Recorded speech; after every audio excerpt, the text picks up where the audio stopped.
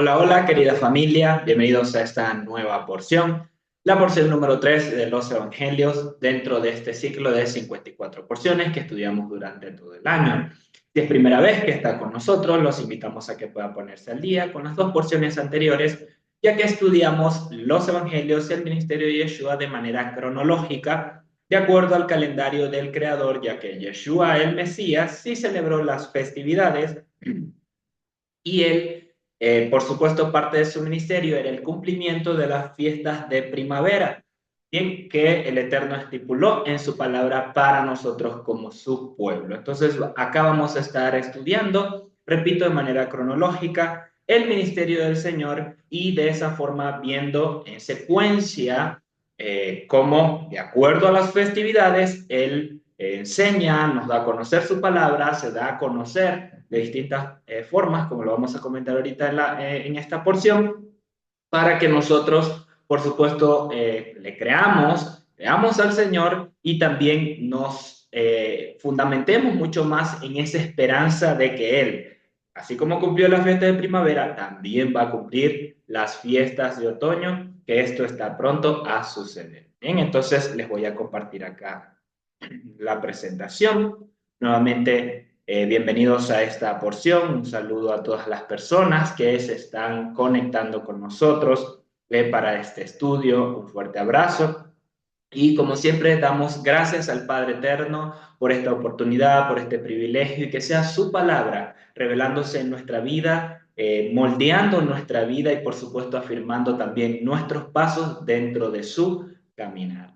Estamos acá en la porción número 3, que vamos a ver en Mateo 3, 1 al 17, Marcos 1 del 1 al 11 y Lucas 3, 1 al 18 y luego, de acuerdo al contexto, vamos a ver los versículos 21 al 23. Bien, como les comentaba en la porción anterior, hablamos acerca de Yeshua como el Semaj, bien, o vamos a mejor mencionar al Mesías como el Semaj, que nos menciona la palabra. Esto nos hace referencia también a los evangelios, bien, y por eso les comparto acá los versículos, las citas, las veces en que se menciona el eterno Dios profetizando acerca de un renuevo, y este renuevo en hebreo es semaj, que comprende con los evangelios también y con aspectos en la función del ministerio de Yeshua.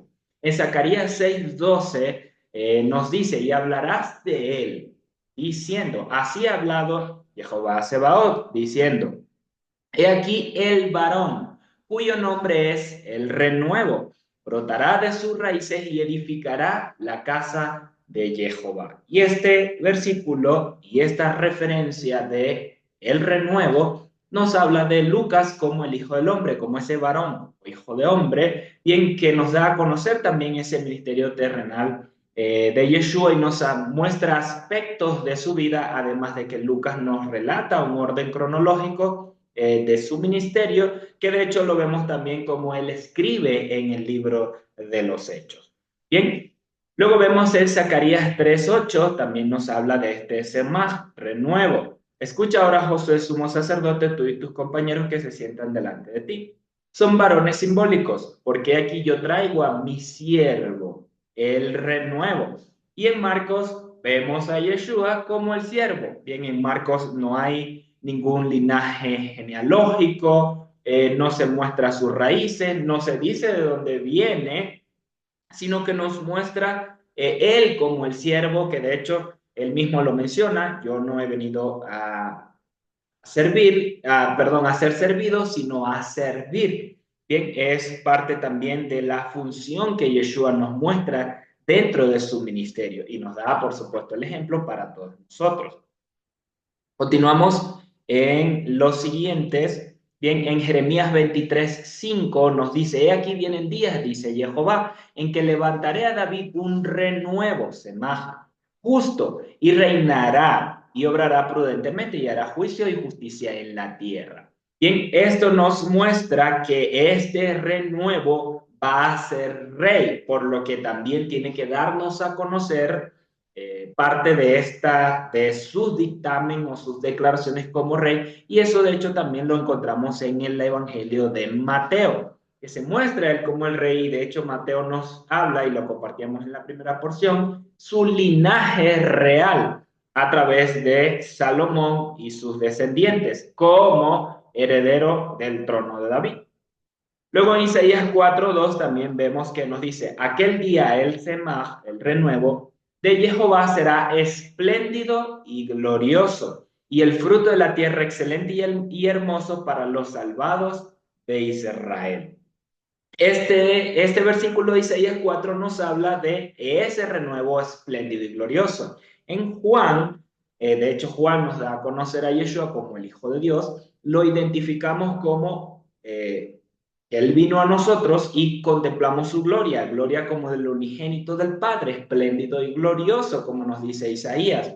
Entonces, este aspecto del Mesías, que de estos 4 versículos que les he compartido y el que viene siguiente, nos hablan y es reconocido como el Mesías directamente. Bien, pero hay algo interesante y es que el Mesías no se interpretaba, por usar la frase, como el profeta que nos habla Moisés en Deuteronomio 18. Bien, no hay ninguna referencia de que ambos eran uno solo, o más bien se entendía de que eran dos, de que uno iba a venir y el otro era el Mesías. Bien, se ha entendido también de esa forma.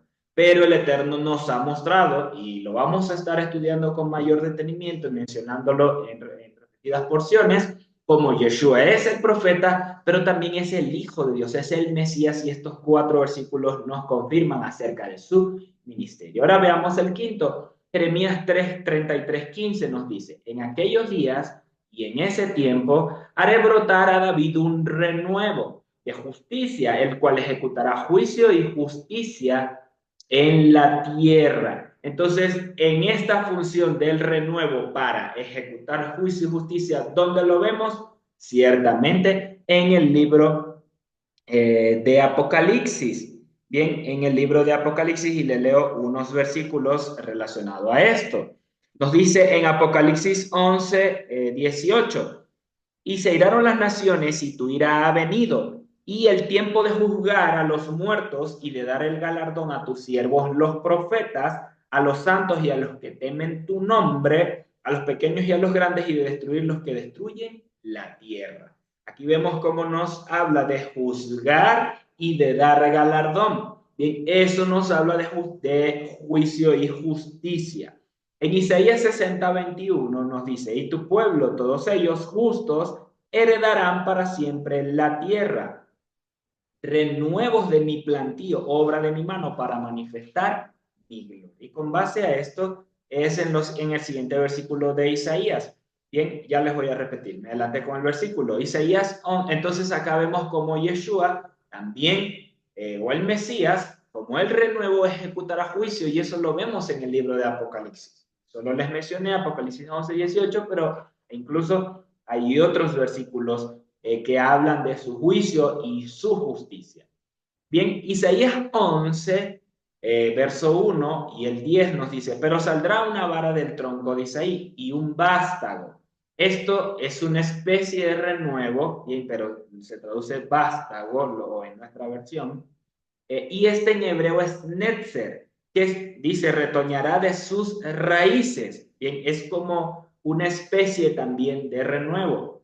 Aquel día que las naciones buscarán aquel que es la raíz de Isaí, el cual estará en pie como estandarte a los gentiles, y su morada será gloriosa. Entonces, Isaías 11:1 nos dice que este vástago, este renuevo, va a ser aquel que va a fungir como el estandarte a los gentiles. Bien, el Mesías o los profetas nos hablaban del Mesías cerca de una función que él iba a cumplir, este renuevo, y en Isaías 11 encontramos como este renuevo iba a ser un netzer, un vástago que iba a retoñar de las raíces, y esta palabra implica que no es simplemente un hijito que brota de la mata, sino que sale de las raíces y que también se manifiesta más adelante en el tiempo. Esto cuando un tronco es cortado. Bien.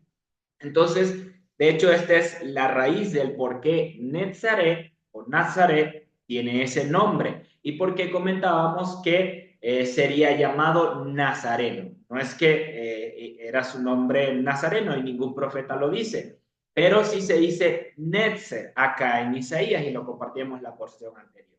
Y ese pueblo o esa ciudad de Nazaret fue fundada por estos retoños o vástagos de la casa de David, que muy posiblemente fueron expulsados por los griegos durante el tiempo de Antíoco Epífanes, y fueron más al norte, en esta ciudad de Galilea de los Gentiles, y fundaron esta ciudad. Ahí vivía José, ahí vivía Miriam, y sus familiares eran descendientes de David, de la raíz. Ellos, sabiendo que eran un netzer, un vástago de la raíz de Isaí, le pusieron a su aldea Nazaret. Bien, viéndolo de esta forma. Y es interesante ver cómo esta palabra netzer, refiriéndose a esa raíz de Isaí y teniendo y siendo ese estandarte para los gentiles, de nosotros también se habla, como les acabo de leer, en Isaías 60:21, la misma palabra que se usa allí. Dice, y tu pueblo, todos ellos juntos, heredarán para siempre la tierra, renuevos de mi plantío, netzer de mi plantío, obra de mi mano para manifestar mi gloria. Isaías 11:1 está conectado con Yeshua, Isaías 60:21 está conectado también con Yeshua y nosotros.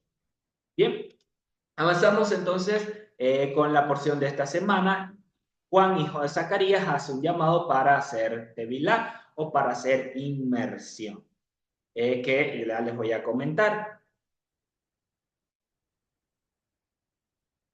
Bien, Mateo 3 iniciamos, nos dice, en aquellos días vino Juan, hijo de Zacarías, predicando en el desierto de Judea, diciendo, arrepentíos, porque el reino de los cielos se ha acercado. Y es interesante esto, el reino de los cielos se ha acercado, lo hemos escuchado, lo hemos mencionado, pero ¿a qué se refiere ciertamente el reino de los cielos se ha acercado? Y encontramos una referencia en Daniel 2:44. Bien, Daniel 2:44 nos dice, en los días de estos reyes, el Dios del cielo levantará un reino que no será jamás destruido, ni será el reino dejado a otro pueblo. Desmenuzará y consumirá a todos estos reinos, pero él permanecerá para siempre. La referencia a un reino que no será cambiado y que va a ser para siempre es el reino de Yeshua.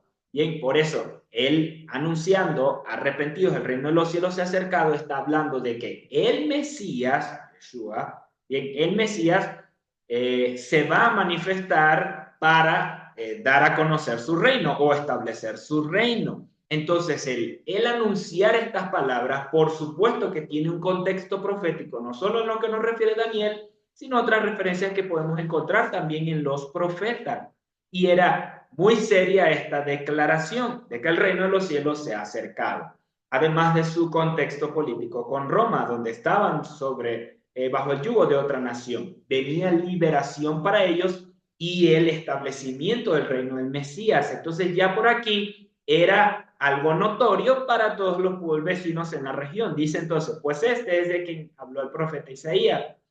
Cuando dijo, voz del que clama en el desierto, preparad el camino de Jehová, enderezad sus sendas. Enderezad sus sendas. Y Johanán estaba vestido de pelo de camello y tenía un cinto de cuero alrededor de sus lomos, y su comida era langostas y miel silvestre. Estas langostas no eran las del mar, eran saltamontes. Era de acuerdo a los insectos que el Señor estableció de que eran kosher, de que se podían comer. Bien, él comía de esta manera. Entonces, él vivía en el desierto o viene del desierto porque fue llevado por su madre, ya que lo mencionábamos también en la porción anterior. Él era uno de los candidatos para, desde la vista de Herodes, ser el Mesías, bien, y tuvo que huir al desierto con su madre. Entonces él permaneció allí viviendo como nómada y comía de esta manera, langostas con miel silvestre. Ahora, hay una característica acerca de él que nos menciona en este punto, ya siendo adulto, que tenía o estaba vestido con pelo de camello y cinto de cuero alrededor de sus lomos.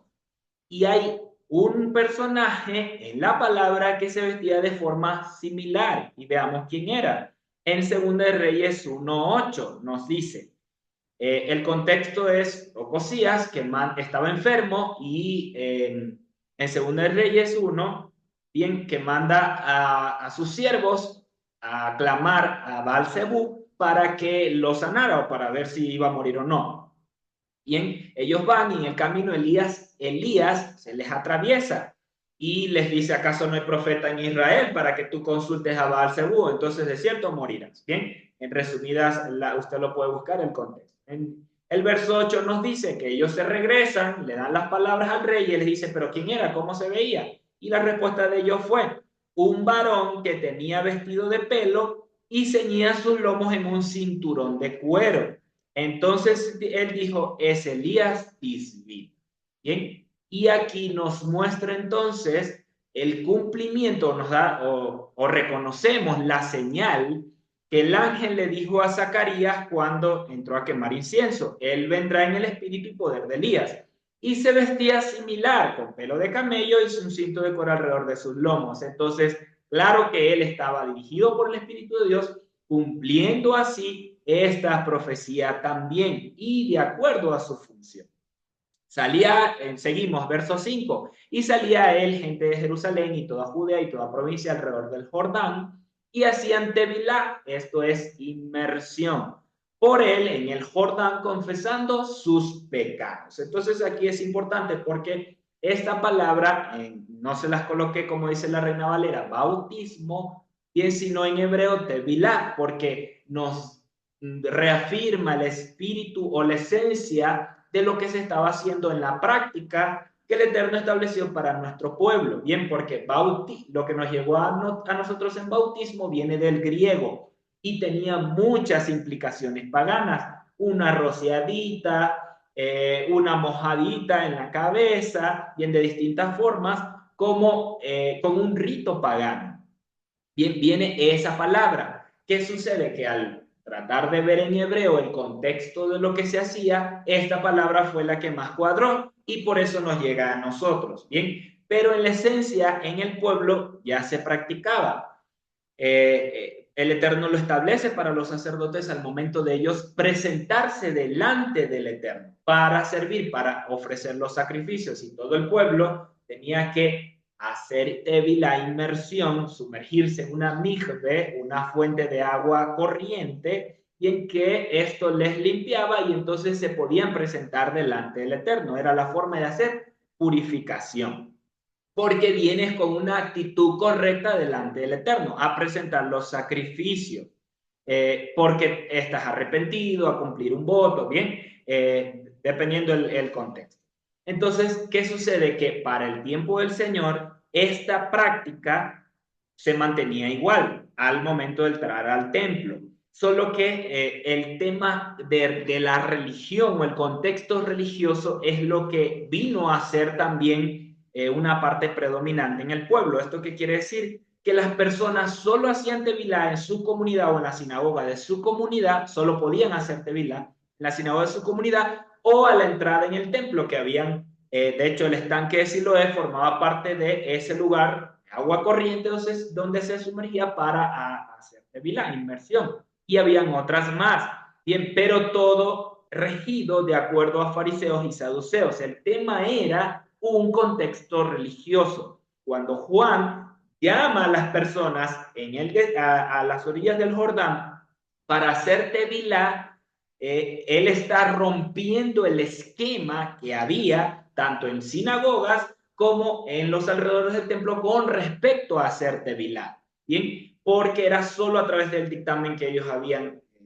puesto con respecto a las regulaciones y la presión religiosa que existía. Juan, en este momento, guiado por el Señor, lleva al pueblo a que hagan inmersión. Bien, por eso vamos a poner solo Tevilá, a que hagan inmersión. Esto era una declaración y una actitud también de presentarse delante del Eterno cambiando tu estilo de vida y que ahora eres limpio de esa pasada manera de vivir. Entonces, claro que la figura de inmersión es que mueres a tu pasada manera de vivir y a lo que emerges, eres hombre nuevo, eres nueva criatura, naciste de nuevo. Es una figura delante del Eterno. Esto no lo podemos engañar al Padre.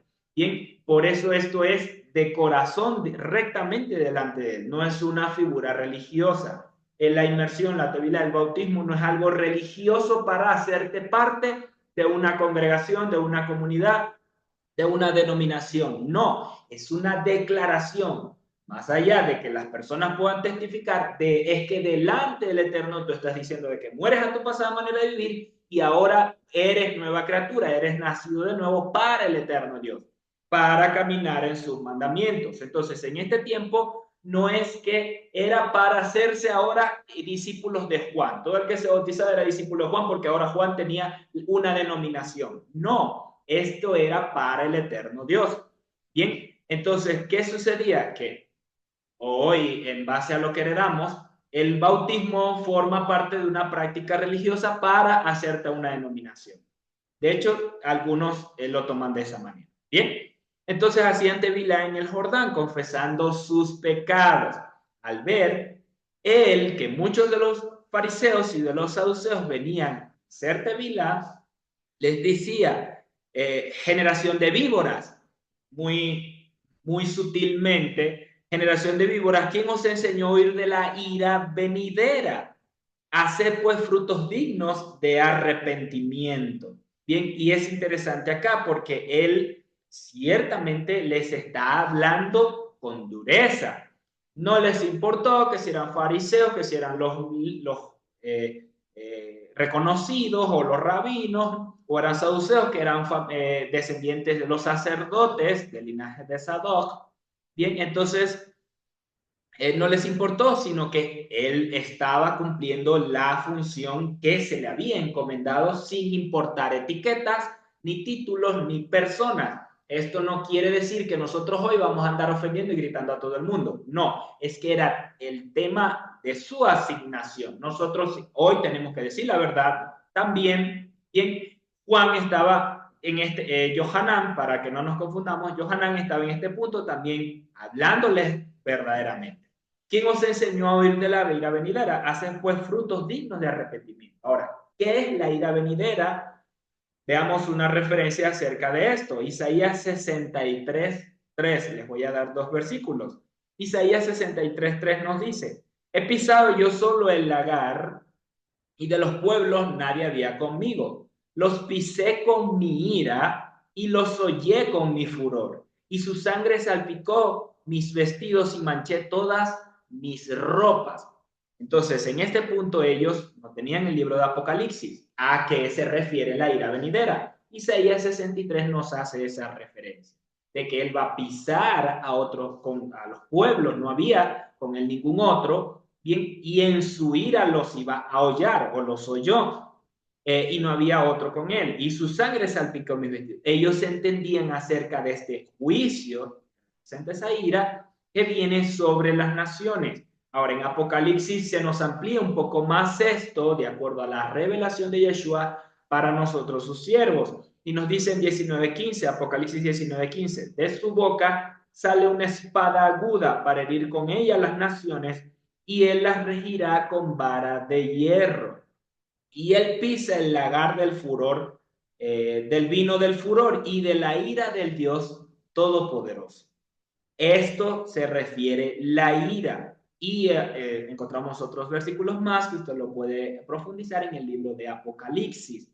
Allí se nos da a conocer este juicio. Él les está diciendo, ¿quién les dijo que ustedes van a oír de? ¿Quién les enseñó a oír de eso?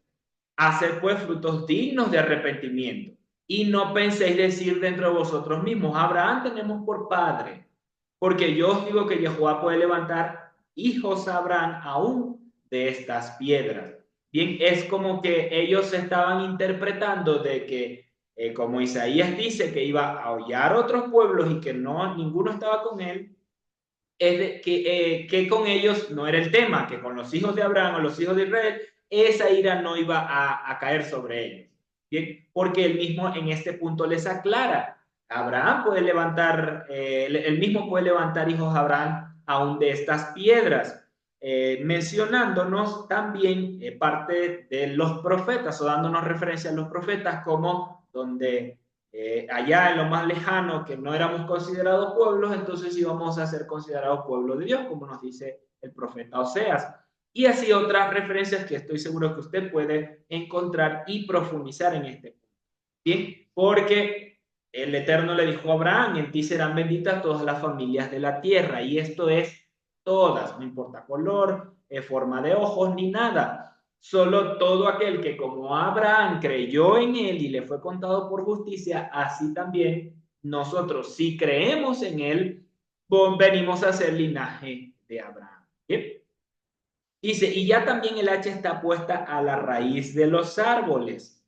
Por tanto, todo árbol que no da buen fruto es cortado y echado al fuego. Más adelante vamos a ver unas palabras de Yeshua en relación a esto. Sin embargo, les comento un contexto que nos habla el libro de Deuteronomio, una instrucción que el Padre le dio a los hijos de Israel cuando fueran a sitiar a una ciudad. Pongan atención acá, Deuteronomio 20, 19 y 20 dice, cuando sities alguna ciudad peleando contra ella muchos días para tomarla, no destruirás sus árboles metiendo hacha en ellos, porque de ellos podrás comer. De los árboles que estén alrededor podrás comer. Y no los talarás, porque el árbol del campo no es hombre para venir contra ti en el sitio. Dice el verso 20, mas el árbol que sepas que no lleva fruto, podrás destruirlo y talarlo para construir baluarte contra la ciudad que te hace la guerra hasta sojuzgar. Y esta figura que nos está diciendo acá de que todo árbol que no da fruto es cortado, está también fundamentado en Deuteronomio 20. Bien, porque ese árbol no sirve para sostenerte, para darte fruto, alimento. De igual manera, Él nos compara en más de una ocasión con árboles en la palabra, árboles de justicia. Pero si este árbol supuesto árbol de justicia no da frutos de justicia, entonces ¿para qué sirve? Es cortado. Esa es la figura que nos está diciendo Juan en este punto. Bien, y ellos están entendiendo porque su contexto era agrícola. El de nosotros hoy es de ciudad y puede que nos cueste un poquito más, pero claro que encontramos las referencias en la palabra. Bien, que tenemos que estar constantemente repasando. Yo a la verdad os hago tevilá en agua, inmersión, en este día de arrepentimiento. La versión Reina Valera dice para arrepentimiento. Bien, solo está colocado de esta manera, es por su función, como él estaba en ese momento, para este día de arrepentimiento, en este día de arrepentimiento. Pero el que viene tras mí, cuyo calzado no soy digno de llevar, es más poderoso que yo. Él os hará tevilá, inmersión, en el fuego del Ruach HaKodesh, del Espíritu Santo. Su aventador está en su mano y limpiará su era y limpiará su era y recogerá su trigo en el granero y quemará la paja en el fuego que nunca se apagará. Esto es bastante interesante porque Juan de alguna forma está expresando, no soy yo, es el que viene detrás de mí. Bien, yo solo estoy cumpliendo una función que, claro, en este punto Mateo nos da los versículos para, que ya se los voy a compartir, nos da los versículos con respecto a su función. Juan estaba claro, aún desde el vientre de su madre, siendo lleno del Espíritu de Dios, por la profecía del ángel, bien a su padre, y estando en el desierto, ¿quién le enseñó? El eterno Dios, el Espíritu del Eterno. El Padre a través de su Espíritu le enseña a Juan las cosas que tiene que decir. Bien, y esto es un ejemplo para nosotros, porque hoy queremos estar en una escuela, en otra escuela, en no sé qué, estar bajo la cobertura de uno u otro. Si no, no hacemos nada, no puedo, no alcanzo, no llego, y todo es la dependencia muchas veces del pastor o del líder o del profeta o el que está allí. Pero Juan estaba en el desierto, aquí no se dice quién lo enseñó, fue el mismo Padre Eterno. ¿Cómo podemos confirmar a una persona que le pasó similar? Lo vemos en la vida de Pablo, como Pablo después de que sus ojos fueron abiertos, dice que él se fue a Arabia muy posiblemente se haya ido al monte Sinaí, bien, para tener ese encuentro con el Señor y ser también instruido por el Señor, que él mismo lo menciona. Y ya más adelante le estaré compartiendo la cita. Él mismo fue instruido por el Eterno, claro, luego fue reforzado en el testimonio con los apóstoles porque se reunió con ellos, bien, pero su aprendizaje también fue directo con el Señor y ese es un ejemplo para nosotros de que tenemos que profundizar en el Padre nosotros mismos y no repetir lo que otro dice solamente. Bien, entonces en este punto él está hablando de que viene uno después de él siendo instruido por el Eterno, que es más poderoso y él los iba a sumergir nuevamente la figura. Bien, porque cuando decimos bautismo nos quedamos con la chispeadita. Ah, y él nos va a chispear con su espíritu, porque es la figura que heredamos, pero no. En el contexto hebreo es sumergirse, es completo, es estar hasta lo profundo de que rebose tu cabeza. Y si queremos estar en esa condición, entonces así es que tenemos que estar sumergidos en él. No es, yo solamente voy a un cultito, voy a una reunioncita, yo solamente escucho y ya, pero ya. El Señor dice, el que quiera ser mi discípulo, tiene que estar dispuesto hasta entregar su vida. Bien, y a esos el Señor va a usar mucho más. Es lo que dice la palabra. Bien, su aventador está en su mano y limpiará su era. Y esto, como les mencionaba, es interesante porque él no solamente va a sumergir, sino que a estos que va a sumergir en el Espíritu Santo y fuego se identifican acá, o por lo menos yo lo puedo identificar como esos escogidos, bien, donde estando su aventador en su mano va a limpiar su era y va a recoger el trigo en su granero. A estos que está sumergiendo, que les está llenando de su espíritu. Pero a la paja, a los que no son sumergidos, a los que no son de él, entonces va a quemar en el fuego que nunca se apaga. No se está hablando con claridad. Bien, y en este punto vemos que hay también una referencia en los profetas con respecto a este fuego que nunca se va a apagar. Y lo vemos en Isaías 66, 24, que tiene que ver con ese tiempo final en el contexto de Isaías 66. Bien, y donde se nos amplía un poco más esto en Apocalipsis 20, 14 y 15. Dice, y la muerte y el Hades fueron lanzados al lago de fuego. Esta es la muerte segunda. Y el fuego que no, y el que no se halló inscrito en el libro de la vida fue lanzado al lago de fuego. El lago de fuego es la figura que Yeshua nos dice del fuego que no se apaga. Bien, que nos menciona también Isaías. Esa es la referencia y a lo que está mencionando Juan aquí. Esto para todos los que están llegando a ese lugar. Ahora, en el mismo episodio, bien, vemos en Marcos 1 del 1 al 8. Marcos nos inicia diciendo, este es el principio del evangelio de Yeshua, hijo de Elohim. Bien, este es el principio del evangelio, es decir, de sus buenas nuevas, de sus noticias, de no solamente en su servicio, sino de sus palabras con respecto a las palabras del eterno Dios. Entonces, Marcos nos relata las dos profecías con respecto a Juan, porque Juan fue ese que estuvo delante, bien, anunciando o allanando su camino. Nos dice, como está escrito en Isaías el profeta, he aquí yo envío mi mensajero delante de tu faz, el cual preparará tu camino delante de ti. Acá vemos que dice Isaías, bien, pero no es Isaías quien dice estas palabras, ciertamente, es Malaquías 3, versículo 1. Malaquías 3, versículo 1 es el que dice esta palabra en el versículo 2. Ahora, la de Isaías sí es la del versículo 3, voz del que clama en el desierto, y eso está en Isaías 40, del 3 al 5, que Lucas nos los da todos, los versículos. Bien, en este caso, Marcos solo nos da el primer versículo, voz del que clama en el desierto, prepara el camino de Jehová, endereza su senda. Y nos menciona también el mismo contexto. Por eso les coloqué acá o hacemos énfasis acá en Marcos, porque él sí habla de las dos profecías, tanto en Malaquías 3.1 como en Isaías 43. Ahora, avanzamos a Lucas en el mismo episodio, bien, pero Lucas nos da más detalles. Por eso Lucas tiene más amplio el contexto cronológico con respecto al tiempo de estos acontecimientos. Y nuevamente repito, Lucas sí nos va a hablar en los versículos 4 y 5 de Isaías refiriéndose a Johan.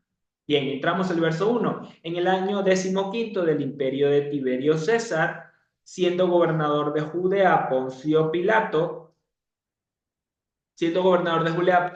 Poncio Pilato, y Herodes tetrarca de Galilea, y su hermano Felipe tetrarca de Iturea y de la provincia de Tracónite, y Lisanias tetrarca de Albinia, y siendo sumos sacerdotes Anás y Caifás, vino palabra de Jehová a Johanán, hijo de Zacarías, en el desierto. Más detalle no podemos tener en relación a el momento cuando fue, y les voy a compartir una diapositiva al final donde nos da un contexto acerca de esta figura o de este tiempo con respecto a la referencia que nos está poniendo. ¿Bien? Porque ya habíamos mencionado, es decir, a ver, en aquel tiempo no era como nosotros hoy la facilidad de acceso a un calendario, donde nosotros hoy fácilmente podemos calcular una fecha o ver una fecha o designar una fecha o recordarla. Bien, por el tema de la abundancia que tenemos del acceso a los calendarios. En aquel momento la gente no tenía un reloj, no tenía un calendario en su casa, ellos tenían que estar apercibidos en el tiempo, observando también las estrellas y una referencia de acontecimientos en la historia que podemos ver no solo en la palabra, en la Biblia, sino muchos libros, bien, de distintos contextos, hacen referencia a acontecimientos en las estrellas, el día que hubo un eclipse o hubo una luna llena o una luna nueva, o estaba reinando una persona o era rey tal persona, y de hecho lo encontramos en el libro de los reyes, en las crónicas, como nos dicen referencias cuando era rey tal persona, en el número año del reinado de tal persona. Y son referencias porque era la forma en aquel tiempo. Entonces, en este punto, nosotros lo que tenemos es que ir a la historia o profundizar mucho más en la historia y determinar cuándo fue este 15º año de Tiberio César, cuándo era Poncio Pilato, y ahí vamos a encontrar esa referencia que nos va a colocar en los años, en el año en el cual se dan estas. Bien, esto para que todos podamos ir profundizando mucho más en el estudio de estos evangelios y por supuesto de los acontecimientos que el Eterno nos da a conocer, porque son importantes con respecto a fechas en más de una ocasión. Ahora, se le dio palabra de Jehová a Johanán, hijo de Zacarías. ¿Y cuál fue la palabra? Él fue por toda la región contigua al Jordán predicando la inmersión del arrepentimiento para perdón de pecados. Esa era su función. Bien, está claro. Como está escrito en el libro de las palabras del profeta Isaías, que dice: voz del que clama en el desierto, preparad en el camino de Jehová, enderezad su senda.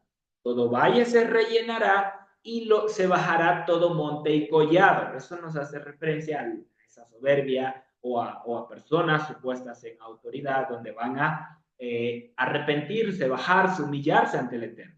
Los caminos torcidos serán enderezados, es decir, el que se comportaba de esta manera, ahora él ya no se va a portar así. Y es lo que está haciendo Juan y lo vamos a ver. Y los caminos ásperos allanados, y verá toda carne la salvación de Jehová.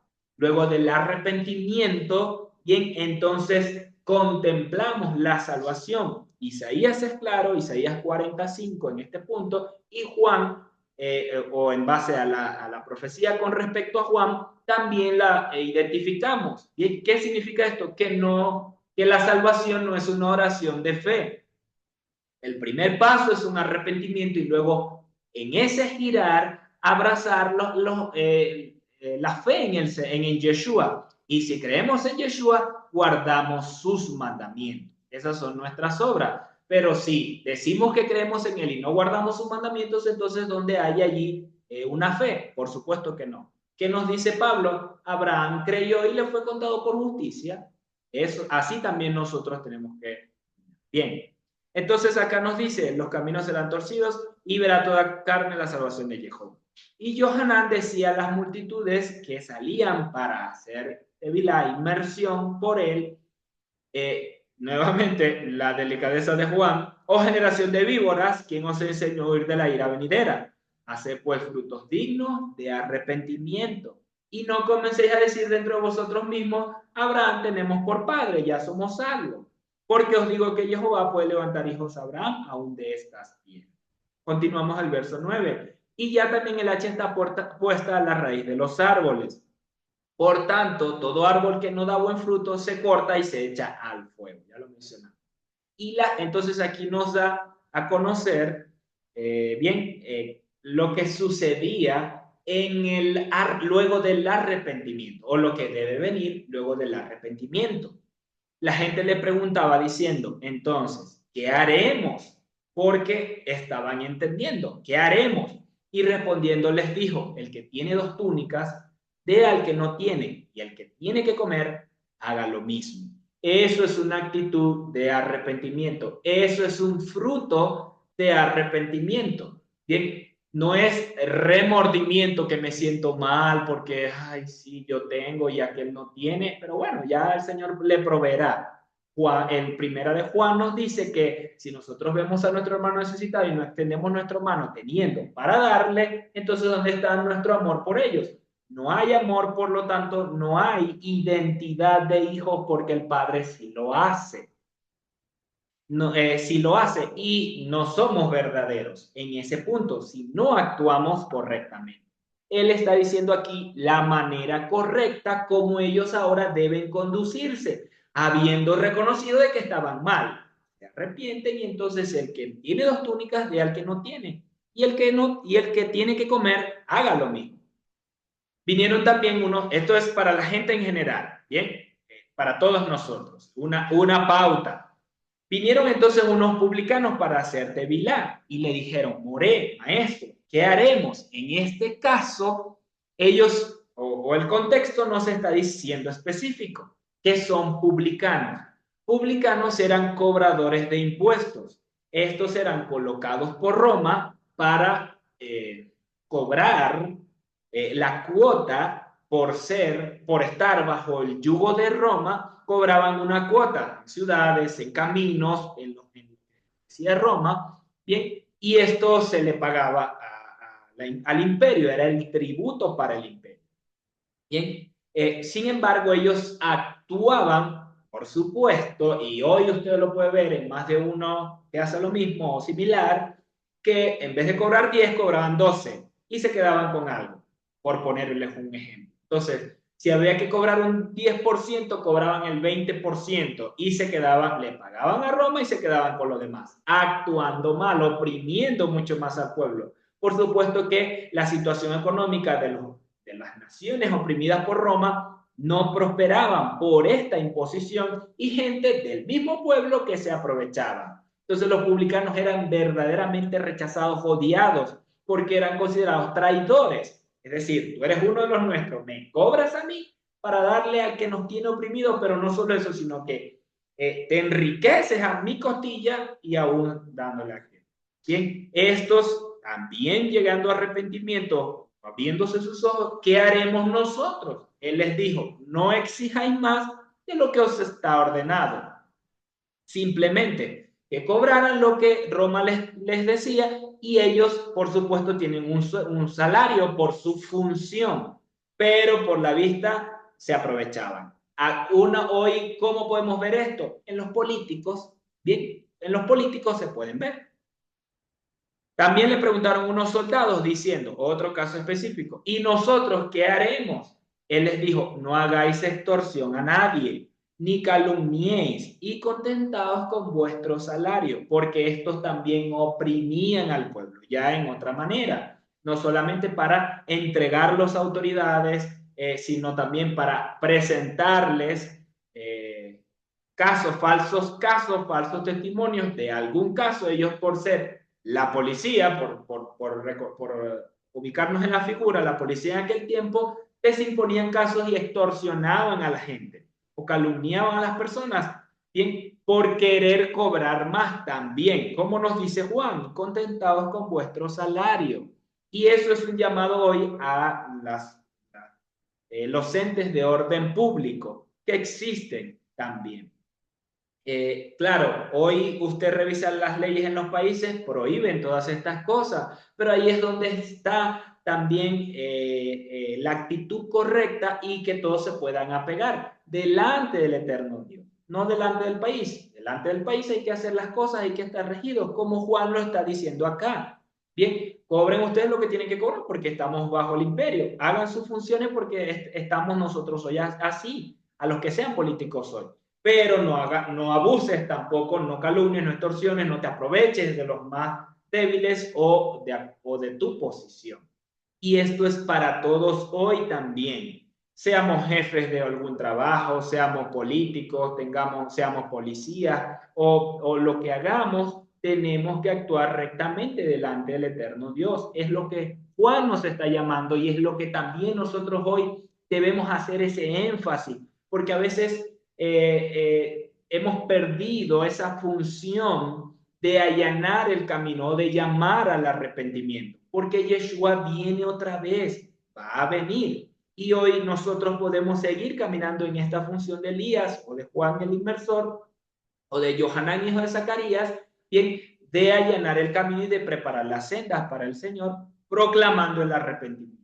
Bien, como el pueblo estaba en expectativa, preguntándose todos en sus corazones si acaso Johanán sería el Mesías, respondió Johanán a todos. Nuevamente, el contexto político, oprimidos por una nación, el Mesías lo viene a libertar, todos quieren que llegue ese momento.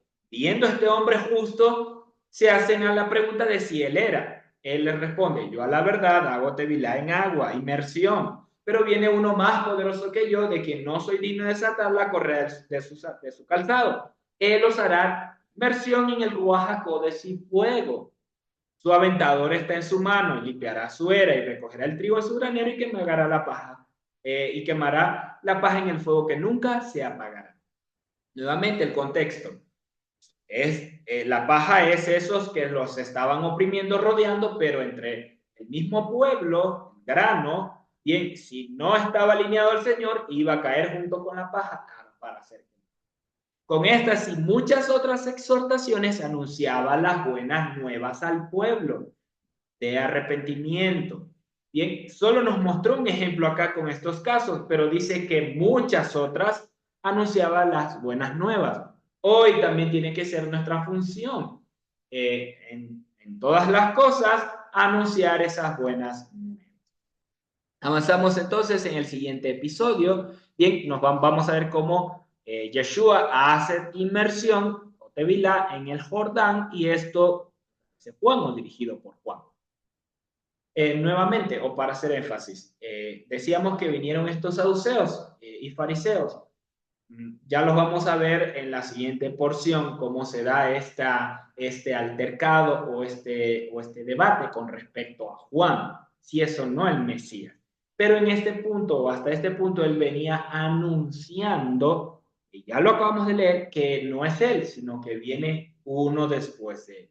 Y en este contexto entra ahora la inmersión de Yeshua para dar inicio también a su ministerio, para hacer esa separación entre el hijo de José y Miriam, por decirlo de una manera, y ahora en una función como el hijo de Dios, para cumplir las palabras que se le habían encomendado.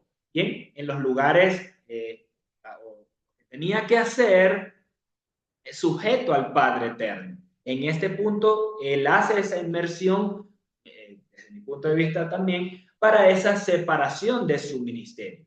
No es para que ahora él sea pueblo de Israel, no es para que él sea hijo de nuevo, no era porque él tenía pecado y tenía que limpiarse de los pecados. Bien, no es en esa figura. Por eso no podemos meter en un contexto religioso el tema del bautizo o de la tevilá, de la inmersión. Venga para que se haga parte de la congregación y anótenlo ahí en la lista, otro miembro más. Es porque esta persona está ahora dedicada al eterno Dios. Entramos y para ir culminando, Mateo 3:13 nos dice, entonces Yeshua vino de Galilea a Johanán al Jordán para que él hiciese tevilá. A Johanán se le oponía diciendo, tú necesitas hacerme tevilá a mí. Bien, o yo necesito que tú me hagas Tevila a mí. Y tú vienes a mí. Pero Yeshua le respondió, deja que sea así por ahora, porque así conviene que cumplamos con toda justicia.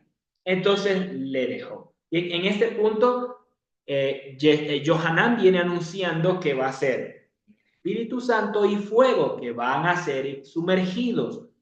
Johanán está haciendo inmersión en aguas, pero el que viene detrás de él los va a sumergir en Espíritu Santo y fuego. ¿Eso de qué nos habla? De Joel 2. Bien, cuando el Eterno dice que va a derramar su espíritu sobre toda carne. ¿Y esto cuándo se cumple? Con Shavuot, al finalizar tu ministerio, luego de haber ascendido, luego de su muerte, resurrección y haber ascendido, él entonces cumple esta palabra de Yohanan, ¿bien? De sumergirnos, de hacer tevilá con su espíritu, en Espíritu Santo, repito, en Espíritu Santo y fuego. En este punto, él asume que va a ser en ese momento, pero él le dice, no, dejemos que sea así por ahora, porque esto va a ser en Shavuot, luego de su muerte y resurrección. Espero haberme explicado ahí. Entonces le dejó y Yeshua, después de hacer tevilá, subió del agua y aquí los cielos fueron abiertos y el espíritu de Jehová que descendía como paloma, que venía sobre él. Y hubo una voz de los cielos que decía, este es mi hijo amado en quien tengo complacencia. Y no es la primera vez, perdón, no es la única vez que se va a escuchar una voz del cielo, lo vamos a estudiar en su momento. Isaías 42:1 nos confirma esta voz de los cielos. Dice, he aquí mi siervo, yo le sostendré, mi escogido, en quien mi alma tiene contentamiento. He puesto sobre él mi espíritu, él traerá justicia a las naciones. Aquí se está abriendo o dando inicio a su ministerio, bien, para ser su hijo amado, cumplir las palabras proféticas y traer justicia a las naciones. La única justicia fue en ese momento durante todo ese año que él estuvo allí. No, está abierta la puerta a los gentiles, él está esperando la restauración de todas las cosas y que entonces se dé el cumplimiento de los tiempos bien para descender nuevamente. Esto no lo entendió nadie, no lo entendíamos tampoco, pero aquí está en la palabra para hacer justicia a las naciones. ¿Ya él lo hizo completo? No, entonces estamos aún en ese proceso. Bien, el mismo episodio lo vemos en Marcos 1, 9 al 11, bien, y también en Lucas 3, 21 al 22, que nos saltamos ese pedacito para entrar en ese mismo contexto. Igual nos menciona acá, como él decía, va a Yohanan, hace inmersión y se oye, todos los 13 evangelios proclaman esta voz que se oyó de los cielos. Bien, no tenemos a Juan aquí porque Juan, el evangelio de Juan inicia cuando Yeshua vuelve de los 40 días de ayuno, de estar en el desierto. Lucas, Marcos y Mateo sí nos mencionan este episodio anterior que da inicio ahora, luego de su inmersión, el ayuno en el desierto. Bien, tú eres mi hijo amado en quien tengo complacencia. Y en este punto culminamos con el versículo 23a de Lucas, ya que luego nos habla de la genealogía de José, que la estuvimos compartiendo en la primera porción. Lucas 23 nos dice, Yeshua mismo al comenzar su ministerio era como de 30 años. Y esto es importante porque esta frase como, bien, de alguna forma en el entendimiento fue como si, por la misma palabra, fue como si estuviese antes o después de los 30 años. ¿Bien? Era como que de 30 años, entonces puede ser más o menos, según nuestro entendimiento occidental, con respecto a la frase como de 30 años. Bien, y sin embargo hay dos palabras en el griego que hacen referencia a esto, como si fuese más o menos de 30.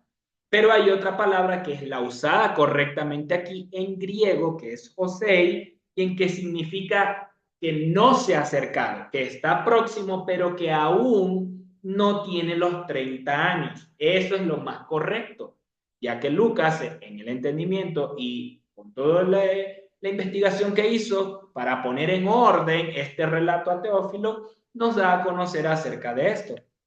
Bien, entonces acá vemos una figura de ese contexto de tiempo.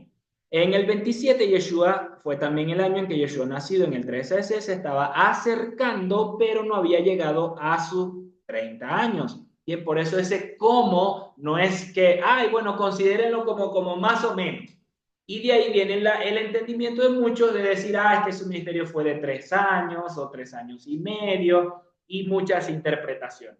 Y con base a investigaciones que alguno puede hacer, en base a 5 o depende, 2 o 3 o 5 años más o menos entre los 25 y los 35, sucedieron muchos acontecimientos en los cielos y puede ser que él estuvo ahí, abriendo un panorama para que entre en 3 años de ministerio, cuando no es así. En el griego la frase es José, que significa que él no se ha acercado, pero que está próximo a los 30 años. Mucho más específico el término. Bien, entonces él estando en este cuadrito rojo, bien, él está en su, no se acerca a los 30, quiere decir, está en la mitad de los 29 años.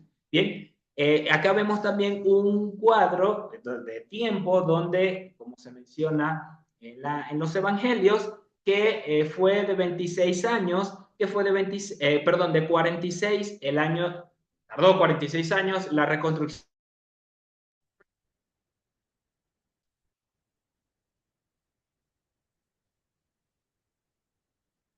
Bien, continuamos acá, tuvimos un pequeño corte.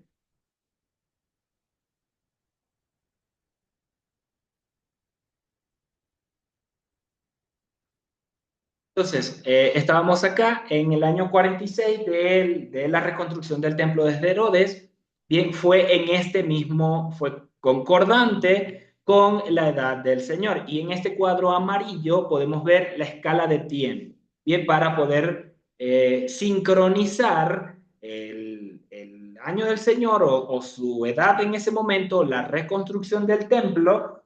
Bien, y también vemos como empezamos con Lucas, en el 15º año del reinado de Tiberio César. Esto históricamente lo podemos encontrar de que él empezó a reinar cuando el anterior emperador Augusto Octavio estaba en su año 12, bien, de reinado. Acá vemos un contexto de este tiempo. Esto lo vamos a ampliar, lo vamos a compartir un poco más, tal vez con más detalle, ya mientras vamos avanzando.